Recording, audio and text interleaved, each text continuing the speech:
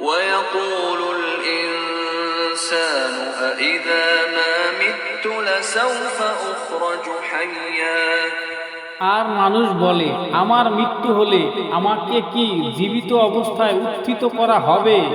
أولا يذكر الإنسان أنا خلقناه من قبل ولم يك شيئا মানুষ কি স্মরণ করে না যে আমি তাকে পূর্বে সৃষ্টি করেছি, অথচ সে কিছুই ছিল না। فوربك لنحشرنهم والشياطين ثم لنحضرنهم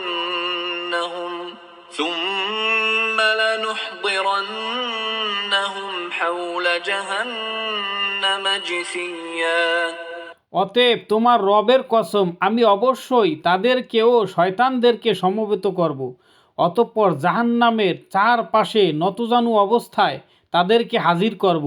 ثم لننزعن من كل شيعة أيهم أشد على الرحمن عتيا অতঃপর প্রত্যেক দলের মধ্য থেকে যে দয়াময়ের সর্বাধিক অবাধ্য, আমরা তাকে টেনে বের করবই। ثم لنحن أعلم بالذين هم أولى بها صليا আর আমি অবশ্যই খুব ভালো করে জানি তাদের মধ্যে কারা জাহান্নামে দগ্ধ হওয়ার সর্বাধিক উপযুক্ত।